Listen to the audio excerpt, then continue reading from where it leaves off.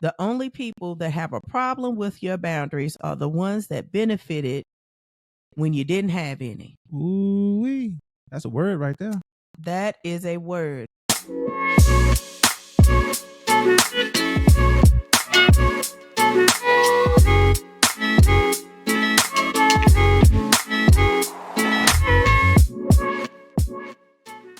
Welcome, everybody, to another installment of Navigating the Lanes, where I am your co-host, Mr. Lane, and I'm joined here today by my esteemed co-host, beautiful as she is, Mrs. Lane. How are you today? Hi, baby. I'm fine. How you doing? Doing well, doing well.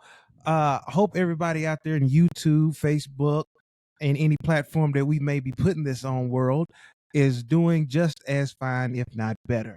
Y'all, we wanted to come to y'all again today with some fire. What fire you got, baby? Just a little bit, just a little ember. Nothing too extravagant. But if you noticed in the title, we're going to explore the powers of setting boundaries. Mhm. What if I say no? Skirt. Right there. Now, if y'all been rocking with us, y'all might have caught the last episode of When Enough is Enough. Mm-hmm. And this is the other side of when enough is enough, when you finally done figured that part out. And now you like, you know what? I'm about to set some boundaries. Folks about to hear me say no a little bit. I ain't gonna be, yeah, I can do that. Yeah. Ain't gonna be no more of that, right? At least for a little bit. Because a lot of us don't understand that setting boundaries and saying no is healthy. Wouldn't you say, Mrs. Lang? Well, yes, I knew you would come over here and ask me this. Well, you know. So as we navigate in these lanes, this is another one, y'all, that I have I'm navigating it. I'm doing the best I can, okay? Mm-hmm. I'm doing the very best I can. Like we talked about a couple of episodes before, right? When I have been a people pleaser for most of my life. And so now when you kind of set these boundaries and you're like, nah, get somebody else to do it. Mm-hmm. I can't do it. It is freaking devastating. I don't know if anybody feels like me. So I know my husband here, he has no problem saying no. Do you, baby? Well, in most cases, I don't. Tell the truth, shame the devil. In most cases, I don't have a problem with saying no, nor do I really care how you feel after I say no, because a lot of times, 9 times out of 10, if you know me, I'm going to say yeah. You know, I'm going to help you out, especially if I see the need for somebody needing help or, something like that. But I'm beginning to learn that I got to put myself first too. I think you said in the last episode, you can't pour out of an empty cup. And that's right. If I'm not full of abundance to be able to help others before I help myself, then I'm going to have to say no. I'm sorry. Can't do it. But I will ask you this, right? So on the flip side, like, who is really like around here? This is the part that I'm trying to get to, right? Is I've always been taught that, from a biblical standpoint, that God loves a cheerful giver, right? I think I heard you say that today. Yeah. I did say that today. I said it today. So God loves a cheerful giver. However, if you are not cheerful about doing this, should you do it? Like, you don't do good things for the sole thing of like, this is what I'm going to get. Hopefully, I hope you don't, because there's going to be some times you're going to have to you're going to have to sow some good things and you won't reap it immediately. It's not that instantaneous reaping, right? Right. But you're going to have to sow. And a lot of times it's a whole lot of good things, right? You sowing those whole lot of good things to be able to reap a plentiful and a mighty harvest, because you can't go around sowing mayhem, sowing confusion, sowing foolishness, sowing hell, and then think you're going to get rainbows and unicorns and goodness and everything. Everything that's nice. Yeah, you can't do that. It ain't going to work. So to kind of bring it all back around, like, if you're not a cheerful giver, because sometimes you might know that somebody needs something, right? But you may have had a rough day. And somebody may call you and be like, you know what? Yo, I need X, Y, and Z. And it's just like, has anybody called to check on me? Did you say how you doing first? Yes. Or did you just immediately call and say, I need? So that's the thing. Like, do you still do it when you're not cheerful? Well, I think it depends on the person. And before we even go any further, y'all, like, share, subscribe.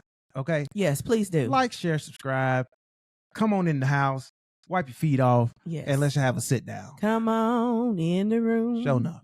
But like I was saying, I think it all depends on the person. You know, some people feel convicted for telling others no. And sometimes, you know, and that conviction leads to obligation to do it, regardless if you feel like it or not. So in this case, that's where this is the boundaries that we have to set for ourselves, because it's healthy to set boundaries, because nobody wants to feel obligated to do anything. We all grown. And that's the one thing that one grown person, all of us grown people love to say, is that ain't nobody gonna tell me what to do. Well, what do you think our obligation is? That obligation compels you to do something that you don't want to do. That's right. So set some boundaries. Start saying no a little bit. But now, I might be just coming out of a bag, but that's just me. So let Mrs. Lane go in, and she'll go a little under the surface for us. I was just about to say, but that's always another side of the coin, right? Yeah. Because the obligation doesn't come in automatically. That, at least that's not what I think. My opinion is that the obligation comes, it's because if somebody asks you, number one, if you believe in whatever higher power you believe, I believe in God, and I'm a Christian woman. So if somebody comes to me and they tell me that they need something, I feel obligated as a Christian to do so. But also it's important to balance that with, what do I have going on? Like, if I am not able to do it, or if I've got certain things going on that I really don't want to shift, you don't have to give a reason. Listen, y'all, no is a complete sentence, okay? No is a complete sentence. Say it's the subject and the verb. All of the above, in that order. So no is a complete sentence, right? And so if you just say, no, I can't do that for you today. You don't have to divulge information because I got to do the X, Y, and Z. It's no, I'm unable to do that for you today. You can even take it a step further and using, good communication and saying, no, I can't do that for you today. To be honest with you, I don't know about this week. But if it's an immediate need, maybe you might want to call somebody else. Or if it can wait until next week, hopefully my week will be clearer. And I think a lot of times that when we get getting a little deeper into the topic about, like, what if I say no, and with my boundaries, if that boundary is a solid no, and that's it, no, even if you just say, if somebody say, can you do this for me? No, sorry, I can't do that. Can't do it. So, that's the thing, right? How many of us, I used to be one of those people, right? How many of us would just run ourselves freaking ragged, right? I mean, run yourself into the ground, like tough ground. And you run yourself into the ground, say yes, yes, yes, yes, yes, yes, yes, yes, yes, and do it every single thing for everybody. And then at the end of the day, you don't even know where your day went. You don't have no time for yourself. You don't have no time for, you might have missed your prayer in your prayer closet that morning because somebody called with an emergency because they failed to plan. And that's what people will do that. For lack of planning, they will try to make their emergency yours. And it's okay to say, no, I'm not able to help right now. But it's also good to say no and to communicate. And so what I want to ask you, Mr. Lane, is when you say no to people, do you notice a change, or do you notice a shift? Or how many times do you have to say no to somebody for them to start saying, oh, he acting different, or oh, she acting different? Well, yeah, tell me about it. It depends on the person. And a lot of times going into some of these situations, you kind of know who's going to be, oh, they can't do it for me. Then, it's a tit for tat type situation. And just to be clear, those are the type of people that you don't want to continue to have around, because they don't understand the power of boundaries, nor do they care to. Right. It's all about what you can do or what they're trying to get from you. Yes. And I'm just not a people pleasing type person. If I can't do it, I can't do it. And if you allow me not being able to do something for you to change your mood or your attitude about me, then maybe we weren't that deep in it. Maybe we wasn't 10 toes down as I thought we were initially. Because if you were 10 toes down with me, and I got a few friends that I know that if it was something that I couldn't do for them, or if it was, shoot, maybe somebody called and I couldn't answer the phone at the time.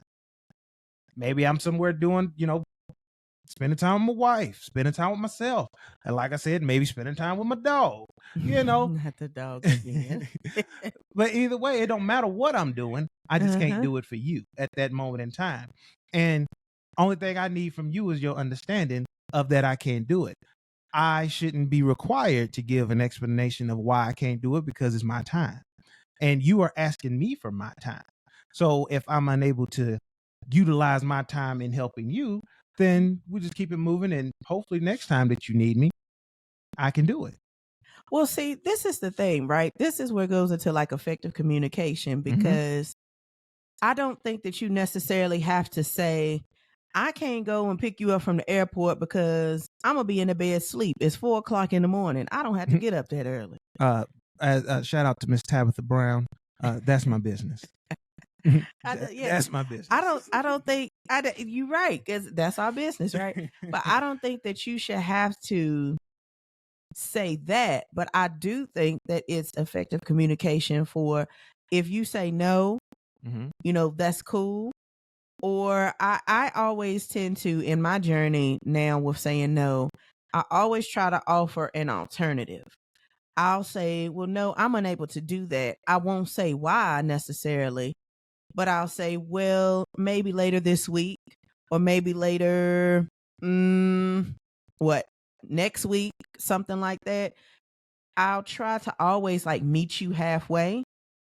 But I'm not going to the days of, well, I can't do this for you because I've got to go take my dog to the dog show and I've got to go walk her. The dog show, yeah, the dog show, whatever. That's the first thing I thought of. Okay. Shout out to Biscuit Lane. We love her. Biscuit, we love you. But that's the thing. I always try to meet people in the middle. Like if I can't do it, but sometimes, you might be dealing with some things that you may not feel comfortable with sharing and saying like, hey, I'm out here struggling. I know personally for me, a couple years ago, wasn't too long after we moved to our current location, I was just like trying to figure out everything, trying to figure out how to be back in my hometown and try to figure out, my identity because, my family members were living here, and I'm not the same Brittany that left. When I left home, I was unmarried. I was younger. I hadn't seen a lot of things. I hadn't done. I mean, I'd done a lot, but I had expanded my horizons. And so with moving back, I feel like a lot of people, they don't know me anymore. And I know that I'm not the only one that's out here like that. And whether you move back to your hometown or not, like people don't know you anymore, because the Brittany that I was at age 20 is not the Brittany that I am pulling up on 35. And if it is, I ain't living.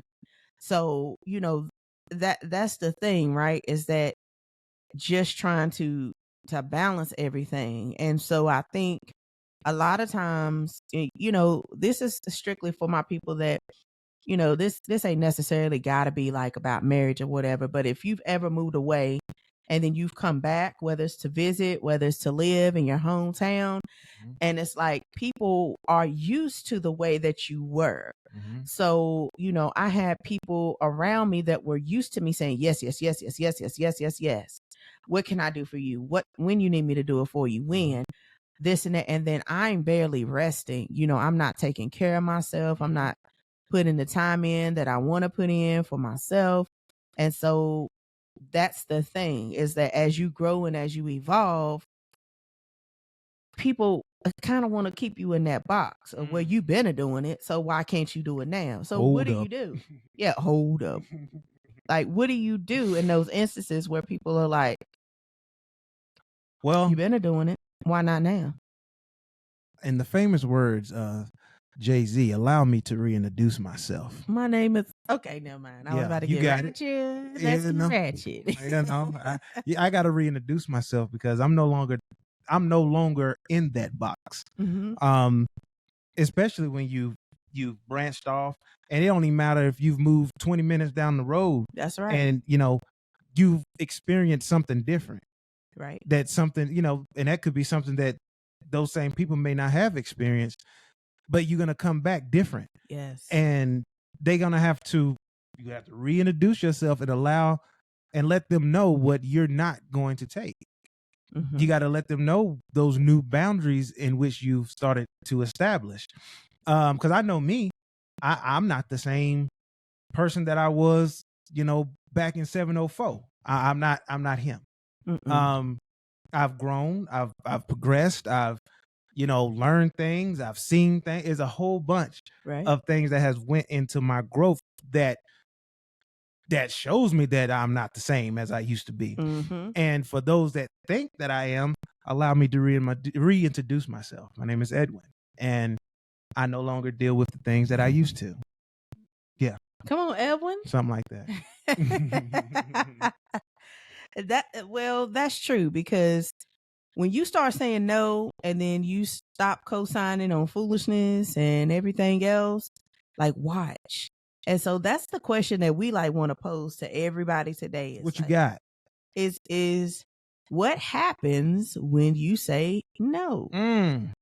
What happens? Mm-hmm.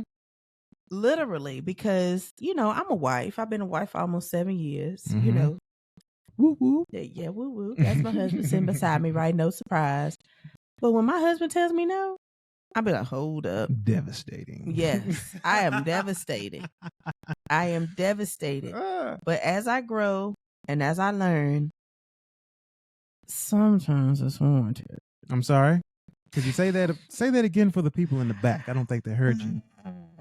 Sometimes, a minuscule amount of times, it is warranted.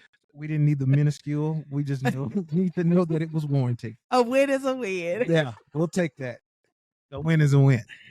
No, but really, and this is something that you could think of as just like an adult or a healthy and mature person, is that think about it. Before you ask somebody to do something, number one, ask how they doing. Because the one thing I can't stand what's that?